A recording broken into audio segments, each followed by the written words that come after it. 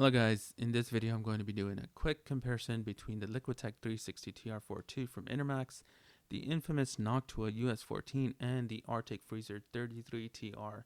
This is my first video review on YouTube, so mind the lack of a cameraman and the usage of a potato to record this. Some of you, like myself, have had the first gen of Enermax coolers which have failed on a large number of people. Feel free to read the hate on Amazon and various boards. I filed an RMA and this was the replacement set. So if you still have the first gen, it will most likely fail on you sooner or later and will either cause you overheating issues or will destroy your system. So keep an eye out or file an RMA. Alright, so let's get started. The primary difference, at least visually, between Gen 1 and Gen 2 is the adage of an RGB light and controller. Hopefully they fixed the primary issue of corrosion between the two releases and just didn't add RGB lights to distract us. Gen 2 comes with extra cables that allow you to manage the RGB lights and comes with the same standard screws as the previous gen and fans. Alright, let's take a look at the CPU cooler side by side. We have the Enermax on the left, the Artic Freezer in the red, and the Noctua which just woke up out of his sleep. If you put on the fan properly, it looks a lot better. The base plates for the CPUs, the Enermax and the Noctua, have the largest amount of space covered, while the Artic Freezer only covers down the middle, yet surprisingly it performed quite well for not covering the entire space of the CPU. If we take a look at the heat sinks for the Noctua and the Artic Freezer, the Noctua is a little bit larger than the Artic Freezer, while the Enermax uses a large 3-fan radiator. Alright, so for the first setup is the Artic Freezer. Now this cooler is not as big as the Noctua, but it still manages to block my first PCI port. I could try and squeeze the graphic card in through, but decided it wasn't worth it. Installation was a bit annoying, actually, very old school with mounting brackets you have to put together, and seemed like it was designed as a one-size-fit-all for various CPU types. Clipping the fan itself was rather annoying and not as simple as the Noctua, but once inside and set up properly, it did not look too out of place and seem to fit in rather nicely. I think they do offer fans in various colors. I've seen white and red on Amazon. Overall, I was really impressed with the performance of this cooler for the size of the heatsink and the base plate, and most importantly the cost. I think it was around $35. It did great, and visually it's not that bad. The Noctua cooler installation was probably the easiest and most straightforward.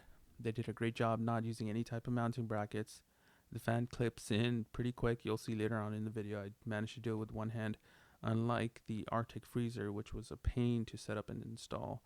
I do have to say that this is probably one of the biggest coolers I've ever installed. It does manage to block out the PCIe port just like the Artic Freezer. One of the biggest gripes that people have with the Noctua cooler is the color scheme of the fan.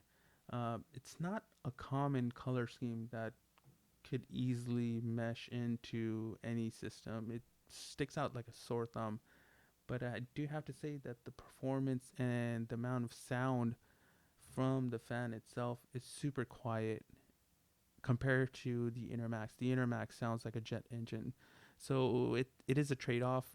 I mean, the worst you can do is just color it yourself, paint it yourself. Lastly, we have the Enermax cooler. Unlike the two air coolers, it does not take up that much space and does not block my PCIe port, and I'm able to move around the motherboard quite easily. As I mentioned earlier, the Enermax fans are really loud. Even if I was to set up the Noctua in a push and pull setup and the Noctua was under full load, the Enermax at idle would still be louder. So it is something to think about. For myself, I'm going to keep the Enermax just for the sake of aesthetics, I guess. I personally do not like a giant big cooler. Would I spend the extra $80 for the Enermax? No. If I had to choose and I didn't buy Enermax and I didn't go through the headache of the RMA, I think I would choose Noctua. Before we get to the actual numbers, I just wanted to mention that the ambient room temperature at the time of testing was 58 degrees. So somebody might be testing the exact same setup, but might be seeing different numbers. This is just a close approximate of what the numbers you might see if you're around the same temperature as myself. At stock speeds of 3.4, idle temperatures for LiqTech are 28, Noctua is 31, Artic Freezer is 34. Under full load, LiqTech is doing 53, Noctua is doing 63, and Artic Freezer is doing 68. Overclocked to 4 gigahertz, LiqTech is idling at 28, Noctua is idling at 33, Artic Freezer is idling at 39. At full load, LiqTech is 62, Noctua is 74, and Artic Freezer actually hit 80 plus. Alright guys, that is it for the review. Like I said, this is my first video. Feel free to leave comments, subscribe, thumbs up or down. If you have any hints or suggestions on how to do this better, feel free to let me know. Like I said, it's a learning process for myself, so I appreciate any feedback. Thank you very much. Bye.